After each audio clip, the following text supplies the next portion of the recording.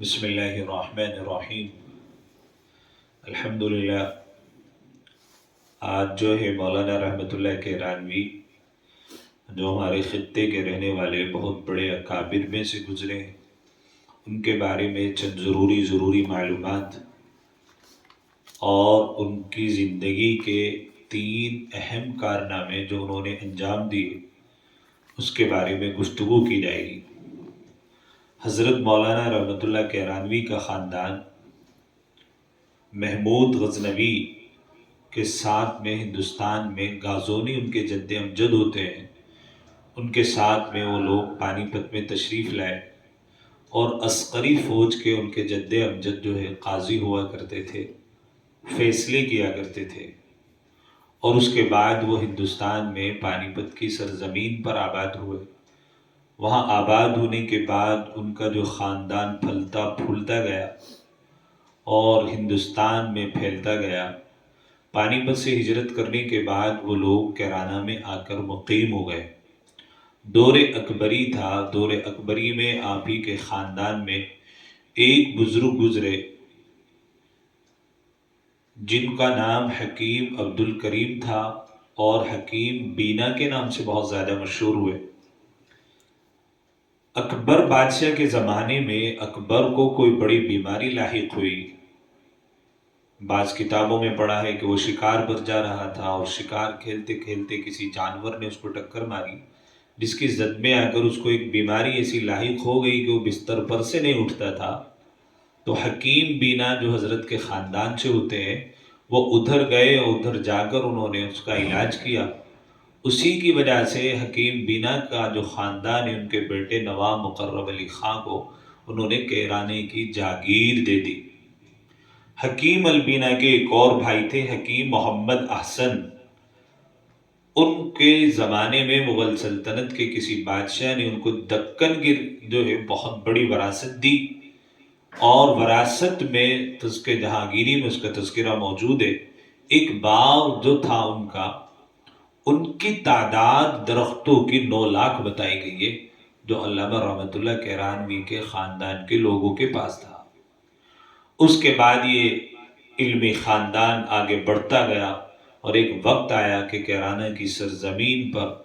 حضرت مولانا رحمۃ اللہ کیرانوی کو اللہ تبارک و تعالیٰ نے پیدا فرمایا۔ آپ کی تاریخ پیدائش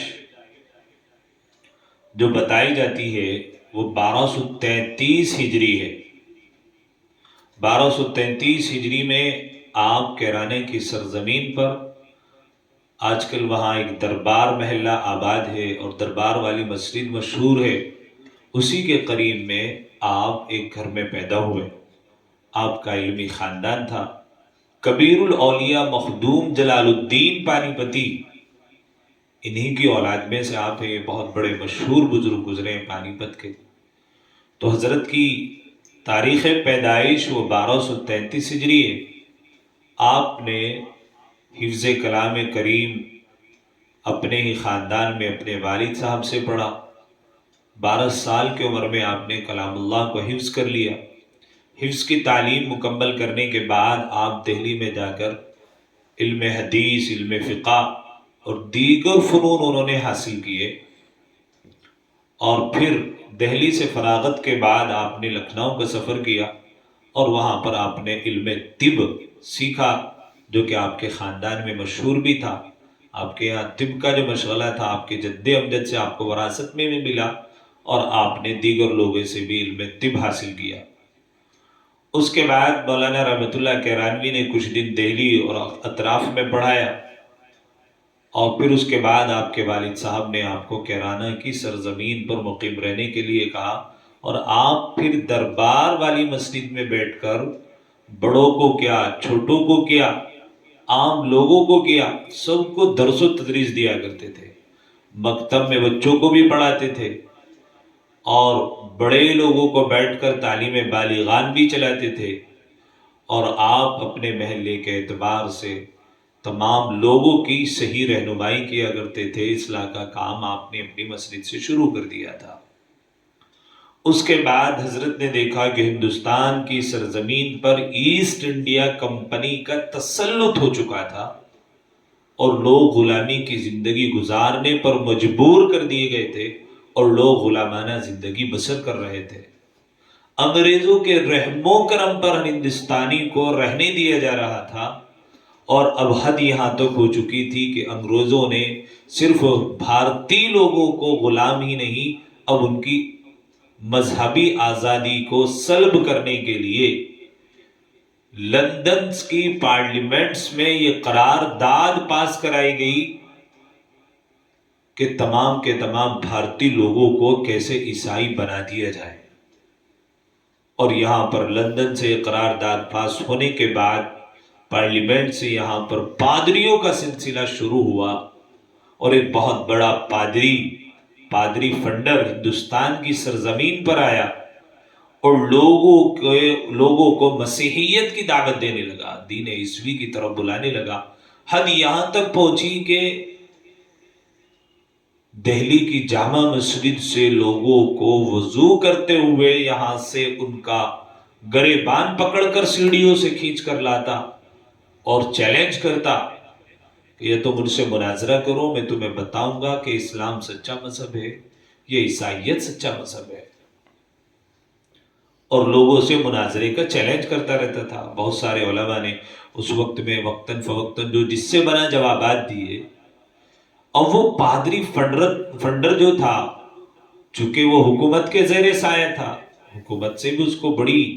اہمیت کا حامل تھا حکومت کی نظر میں، اور بڑی حمایت اس کو حکومت کی حاصل تھی، انگریزوں پہ تسلط تھا۔ ادھر کیرانے کی سرزمین پر جب علامہ رحمت اللہ کیرانوی نے پادری فنڈر کا چرچا سنا، اور اس نے ایک کتاب میزان الحق لکھ کر تمام زبانوں میں شائع کی، سنسکرت میں کیا، اردو میں کیا، ہندی میں کیا، فارسی میں کیا، عربی میں کیا، اور اس میں چیلنج کیا، اور تمام جگہ اس کی وہ ڈسٹریبیوٹ کی گئی، تقسیم کی گئی اس کی کتابوں کو۔ جب حضرت نے اس کتاب کو پڑھا تو آپ نے اس کا علمی جواب دیا، اور آپ نے ایک کتاب تصنیف فرمائی ازالت الاوہام میزان الحق کے مقابلے میں، اور پھر حضرت نے اس کو چیلنج دیا کہ میں تم سے مناظرہ کرنا چاہتا ہوں۔ تو حضرت مناظرہ کرنے کے لیے اس زمانے میں آگرہ کا نام اکبر آباد ہوا کرتا تھا، وہاں پر تشریف لے گئے آگرہ کی سرزمین پر، اور آگرے کی جامع مسجد کے قریب میں ایک محلہ ہوتا تھا، وہاں پر چونکہ آگرہ اور آگرہ کے اطراف میں عیسائیوں کا زیادہ تسلط تھا، اور پادری زیادہ تر آگرہ کے قرب و جوار میں ہی رہتے تھے، تو آگرہ کی سرزمین پر وہ پادری فنڈر رہتا تھا، وہاں پر حضرت نے اس کو جا کر کے مقابلے کے لیے بلایا، تو وہ مقابلے کے لیے نہ آیا تو حضرت نے خطوط روانہ کیے، اور خطوط لکھ کر کے اس کو کہا کہ میں آگرہ میں آ چکا ہوں اور میں تجھ سے مقابلہ کرنا چاہتا ہوں، اور آپ کے ساتھ میں دیگر علماء اور ایک آپ کے دوست وزیر خان جو دہلی کے رہنے والے تھے وہ بھی شامل تھے۔ تو آپ نے آگرہ کے اندر اسٹیج سجایا مناظرے کا، اس میں سینکڑوں کی تعداد میں لوگ جمع تھے، بہت مسلمانوں کی تعداد تو نہ کے برابر رہی، اور تقریباً 500 لوگوں کی تعداد اس عملے کی تھی جو زیادہ تر سرکاری کاموں سے وابستگی رکھتا تھا، انگریزوں کے ساتھ میں رہتا تھا۔ تمام کے تمام عیسائی تقریباً 500 آدمی اس مناظرے کو پہلے دن سننے کے لیے آئے، تو حضرت مولانا رحمت اللہ کیرانوی سے اس نے مقابلہ کیا، اور عناوین طے ہوئے، 5 عناوین طے کیے گئے۔ اس میں ایک عنوان یہ بھی تھا کہ آسمانی جو مصحف ہے قرآن اور انجیل، ان میں نسخ ہے کہ نہیں، یہ منسوخ ہو گئے کہ نہیں، اس کے اوپر حضرت نے پہلے دن مناظرہ کیا۔ مناظرے میں پہلا دن حضرت کا پلڑا بھاری رہا، اور کئی جگہ نسخ انجیل کا اعتراف کرنا پڑا، اور انجیل کے اندر تحریف ہوئی، اس کا اعتراف کرنا پڑا ان تمام پادریوں کا۔ پورا مجمع پر سناٹا طاری تھا، اور پادریوں سے کوئی جواب نہیں بن پا رہا تھا۔ پہلے دن مناظرہ حضرت کے طرف رہا، حضرت کا پلڑا بھاری رہا۔ دوسرے دن مناظرے کے لیے آیا، دوسرے دن بھی حضرت نے اس سے وہ سوالات کیے کہ وہ جواب دینے سے قاصر رہ گیا۔ تیسرے دن پادری فنڈر کی کلی کھل گئی، اب اس نے سوچا کہ میں اب اس آدمی کی تاب نہیں لا سکتا، ہندوستان کو چھوڑا اور یہاں سے راہ فرار اختیار کر لی۔ اس کے بعد حضرت نے دوسرا بڑا کارنامہ جو انجام دیا، ایک تو یہ پادری فنڈر ہندوستان چھوڑ کر کے بھاگ گیا اور تمام ہندوستانیوں کا یہاں پر مذہب محفوظ ہو گیا، اور اس میں صرف مسلمان ہی نہیں بلکہ غیر مسلم لوگوں کو بھی وہ عیسائی بنا رہا تھا، ان کا مذہب بھی محفوظ ہو گیا۔ تو یہ حضرت کا ایک بہت بڑا کارنامہ تھا کہ نصرانیت کا سد باب آپ نے بڑی زبردست انجام میں ہندوستان کی سرزمین پر کیا کہ اس کو ساتھ میں مناظرے کیے، اور مناظرہ کر کے پادری فنڈر آپ کے حضرت کے سامنے نہ ٹک سکا اور یہاں سے چلا گیا۔ اس کے بعد آپ کا دوسرا کارنامہ حضرت حاجی امداد اللہ مہاجر مکی، قاضی عنایت علی صاحب، مولانا رشید احمد گنگوئی، حافظ ضامن صاحب نے جو تھانہ بھون کی سرزمین پر بیٹھ کر پلاننگ بنائی تھی، منصوبہ بنایا تھا، اور شاملی کی تحصیل کو تائج کرنے کے لیے اس میں بھی آپ نے شرکت کی، اور آپ حضرت کی اہمیت کا اندازہ اس بات سے لگا سکتے ہیں کہ کیرانہ کی سرزمین پر روزانہ لوگ جامع مسجد پر آتے اور یوں اعلان کیا جاتا اور یہ نقارہ لگایا جاتا بڑے زور و شور کے ساتھ کہ ملک خدا کا حکم مولوی رحمت اللہ کیرانوی کا۔ اتنا اعتماد اپنے بڑوں پر، اپنے اکابر پر، اپنے علماء پر اس زمانے کے لوگوں کو تھا کہ حکم خدا کا اور حکم مولوی، ملک خدا کا اور حکم مولوی رحمت اللہ کیرانوی کا۔ اس کے بعد آپ نے شاملی کی 1857 کی جو جنگ ہوئی اس میں بذات خود آپ شریک ہوئے، لیکن وہ ناکامی ہوئی، اور اس ناکامی کے بعد انگریزوں کو جب آپ کے بارے میں معلوم ہوا تو آپ کے خلاف وارنٹ جاری کیے گئے، تو آپ کے جب خلاف وارنٹ جاری کیے گئے تو آپ ہندوستان کی سرزمین کو چھوڑ کر کے پنجیٹ اور پنجیٹ کے راستے سے آپ جو ہے سورت اور سورت کے راستے سے تقریباً 2 مہینے کی مسافت طے کرنے کے بعد آپ حجاز مقدس یعنی مکہ المکرمہ میں جا کر کے مقیم ہو گئے، اور وہاں مقیم رہنے کے بعد وہاں کے مقامی علماء سے آپ کا رابطہ رہا۔ وہاں آپ نے دیکھا جس طرح ہمارے ہندوستان میں مدارس کا جال پھیلا ہوا ہے کہ تمام کے تمام کفالت طالب علم کی مدرسہ کر لیتا ہے، حضرت نے سوچا کہ حجاز میں ایسا کوئی مدرسہ نہیں، یہاں پر بھی کوئی مدرسے کی بنیاد ڈالی جائے۔ تو اس وقت حضرت نے وہاں کے علماء سے مشورہ کیا، مقامی علماء کو اس کی طرف توجہ دلائی، اور پھر ایک وقت آیا کہ اللہ رب العزت نے آپ کے ایک مدرسے کا، جس طرح ہندوستانی طرز پر بچے پڑھتے ہیں مدرسوں میں، آپ نے ایک ایسا مدرسہ تعمیر کیا جس کا نام آپ نے مدرسہ سولتیہ رکھا۔ آپ کے پاس اس زمانے میں وسائل نہیں، لیکن ہندوستان سے جب لوگ وہاں پر حج کے لیے گئے، ایک بیگم تھی کلکتہ کی سولت النساء،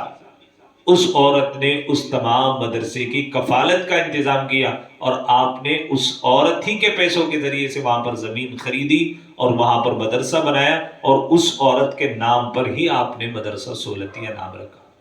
یہ آپ کا دوسرا بڑا کارنامہ تھا۔ اس کے بعد وہ پادری فنڈر ہندوستان سے گزرنے کے بعد، یہاں سے راہ فرار اختیار کرنے کے بعد لندن پہنچا، اور لندن سے پھر ترکی چلا گیا۔ اس وقت میں مسلمانوں کا خلیفہ عبد المجید موجود تھا۔ پادری فنڈر نے قسطنطنیہ میں جا کر یہ باور کرانے کی کوشش کی کہ ہندوستان کی سرزمین پر کوئی میرا مقابلہ نہ کر سکا، اور وہاں پر کوئی بھی عالم میرے سوالوں کا جواب نہ دے سکا، اور میں نے پورے ہندوستان کو جو عیسائیت میں تبدیل کر دیا۔ اور وہاں پر قسطنطنیہ میں جب اس نے شور مچایا، خلیفہ عبد المجید تک یہ بات پہنچی، تو آپ نے اپنے خطوط روانہ کیے مکہ المکرمہ کے علماء کے نام کہ ہندوستان کی سرزمین سے جو حاجی حج کرنے کے لیے آئے ان سے رابطہ کیا جائے کہ ان کے ملک میں جو پادری فنڈر گیا تھا اس نے وہاں علماء سے جوابات طلب کیے، کیا علماء اس کے جواب نہ دے سکے؟ مجھے پوری قرارداد اور پوری روداد اس مناظرے کی چاہیے، یہ جو پادری فنڈر ہندوستان میں کر کے آیا۔ اب وہ جب خطوط وہاں کے علماء نے پڑھا، حرم کے، وہ خط پڑھنے کے بعد چونکہ علامہ رحمۃ اللہ کیرانوی کا بڑا بول بالا ہو چکا تھا، ان کو وہ خط ملا اور حاجی امداد اللہ صاحب نے وہ خط پڑھا تو حضرت حاجی امداد اللہ نے اس خط پر علامہ رحمۃ اللہ کیرانوی کو دکھایا اور پھر اس کا جواب لکھا خلیفہ عبد المجید ثانی کو کہ ہندوستان کی سرزمین پر جس عالم نے اس پادری فنڈر کا مقابلہ کیا وہ حجاز میں موجود ہے اور وہ اب بھی اس سے مناظرہ کرنے کے لیے تیار ہے۔ اللہ اکبر۔ حضرت مولانا رحمت اللہ کیرانوی نے وہ خط وہ وہاں پر پہنچایا اور ترکی خلیفہ نے، ترکی سلطان نے حضرت کو اپنے خرچے پر ترکی میں بلایا اور قسطنطنیہ میں حضرت نے جا کر کے اس کو بالمشافہ اس سے مناظرہ کرنا چاہا، لیکن پادری فنڈر نے جب نام سنا کہ وہی ہندوستانی عالم میرے سے مناظرہ کرنے کے لیے قسطنطنیہ میں آ چکا ہے تو اس نے راہ فرار اختیار کی، وہ ترکی سے بھی بھاگ کھڑا ہوا، وہ جو حضرت سے مقابلہ نہ کر سکا۔ اس کے بعد خلیفہ ترکی نے حضرت سے یہ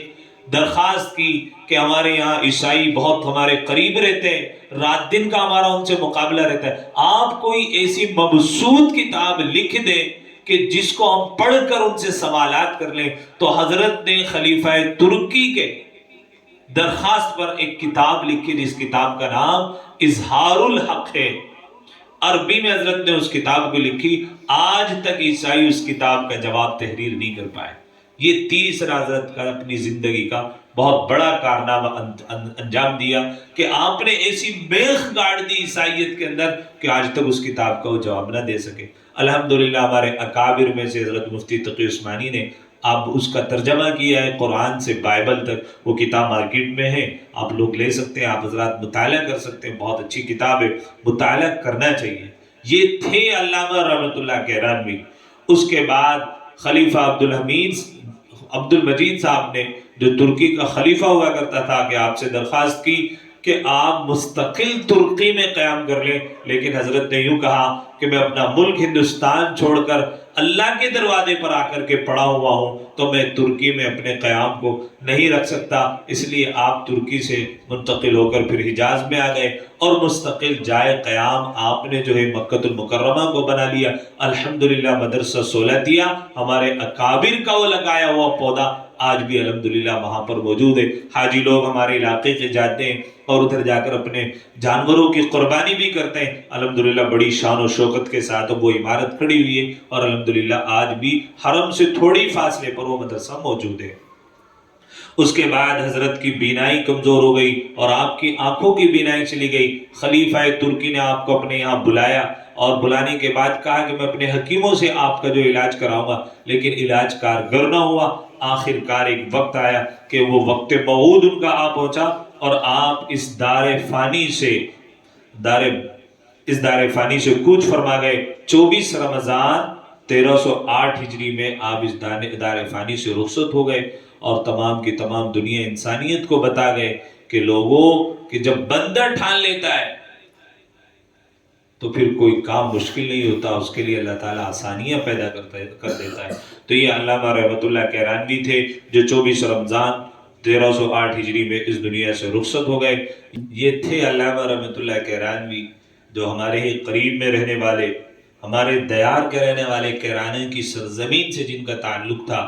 آج بھی حضرت کی وہ دربار والی مسجد موجود ہے جہاں پر حضرت بیٹھ کر بچوں کو درس دیا کرتے تھے، بڑوں کی اصلاح کے تعلق سے بیانات کیا کرتے تھے۔ آج بھی اگر اس تاریخی مسجد کو آپ دیکھنا چاہیں، اس تاریخی مسجد کے آس پاس میں جو حضرت ہجرت کر کے سرنگوں کے راستے سے وہاں پر گئے تھے پنجیٹ، اور پنجیٹ کے راستے سے سورت، وہ سرنگیں آج بھی ان کے کچھ نہ کچھ آثار دربار والی مسجد کیرانہ میں جو ہے اس کے نیچے موجود ہے۔ آپ دیکھ سکتے ہیں کہ وہ لوگوں نے ہندوستان کی آزادی اور اس ملک کی آبیاری کے لیے کتنی جدوجہد کی، اور اس کے بعد جب حضرت یہاں سے رخصت ہو کر مکہ المکرمہ چلے گئے، کرنال کے اس وقت میں جو انگریز کی حکومت کی طرف سے کوئی کرنل منتخب تھا، وہاں پر جو جج تھا، اس نے آپ کی تمام جائیداد کو نیلام کر دیا گیا اور تمام کی تمام وہ جائیداد آپ کی تقسیم کر دی گئی۔ یہ اتنا بڑا ذخیرہ، اتنی بڑی قربانی علامہ رحمت اللہ کیرانوی کی اس ملک کی آزادی اور اس ملک کی جدوجہد کے لیے تھی، اور اسلام اور مسلمانوں کے لیے، اور انہوں نے جو تاریخی کارنامے انجام دیے، ہمیں ان سب سے سبق ملتا ہے کہ راستے مشکل نہیں ہوتے، ہم لوگ ان کو مشکل بنا دیتے ہیں۔ اگر بندہ ٹھان لے تو پھر اللہ تبارک و تعالی راستے بنا ہی دیتا ہے۔ خودی کو کر بلند اتنا کہ ہر تقدیر سے پہلے خدا بندے سے خود پوچھے بتا تیری رضا کیا ہے۔ وہ تبارک و تعالی ہمیں ان اکابر کر نقش قدم پر چلنے کی توفیق نصیب فرمائے، اور اللہ تبارک و تعالی ہمیں بھی خلوص و للہیت کے ساتھ اپنا دین کا کام کرنے کی توفیق عطا فرمائے۔ وآخر دعوانا ان الحمد للہ رب العالمین۔